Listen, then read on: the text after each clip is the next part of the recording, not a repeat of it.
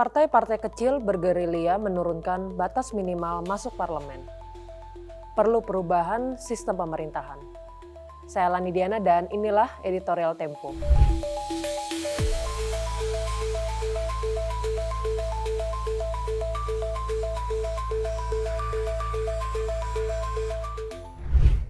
Tiap kali pemilihan umum digelar, belasan juta suara hangus akibat syarat ambang batas partai politik masuk Dewan Perwakilan Rakyat. Seorang calon anggota legislatif yang mendapat suara cukup tapi partainya tak bisa mengumpulkan 4% jumlah pemilih, tak bisa menjadi wakil rakyat. Karena itu, gerilya sejumlah partai kecil menurunkan parliamentary threshold hari-hari ini bisa dimengerti. Dalam pemilu 2024, aturan ambang batas parlemen minimal membuat sekitar 17 juta suara tak terkonversi menjadi kursi di DPR. Kini, lewat sekretariat bersama yang dimotori Osman Sabtaodang dari Partai Hanura, partai-partai itu berusaha menurunkannya menjadi 2%. Angka ini dianggap lebih adil dan lebih representatif terhadap keberagaman politik Indonesia. Secara teori, sistem presidensial di Indonesia sebenarnya tak membutuhkan ambang batas tinggi. Presiden dipilih langsung oleh rakyat dan tak bergantung pada suara mayoritas di lembaga legislatif seperti dalam sistem parlementer. Namun ketiadaan ambang batas membuat DPR hasil pemilu 1999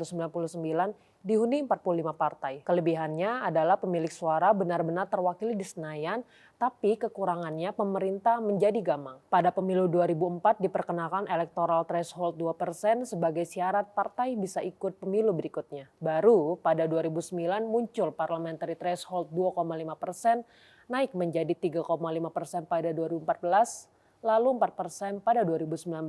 Dampaknya kekuasaan terpusat di sekelompok elit dari partai besar. Ruang representasi publik menyempit, sementara politikus partai besar menjadi pemain sekaligus hakim yang menentukan nasib peserta pemilu. Di masa pemerintahan Presiden Susilo Bambang Yudhoyono, DPR menjadi liar meski fungsi kontrol terhadap eksekutif menjadi kuat. DPR seringkali menahan kebijakan pemerintah yang bagus buat publik. Tak ingin mengulang hal yang sama, Presiden Joko Widodo membangun koalisi super gemuk. Akibatnya fungsi pengawasan DPR tumpul. Banyak program berbiaya besar seperti pembangunan ibu kota negara baru dan kereta cepat Jakarta-Bandung lolos tanpa debat. Masalah politik Indonesia bukan cuma soal ambang batas, melainkan juga rancangan institusi yang ganjil. Kita mempraktikkan presidensialisme dalam sistem multipartai. Presidensialisme idealnya dijalankan di negara dengan 2 atau 3 partai seperti Amerika Serikat. Di Indonesia, jumlah partai yang banyak membuat presiden kuat secara elektoral, tapi rapuh secara politik. Dalam keadaan seperti itu,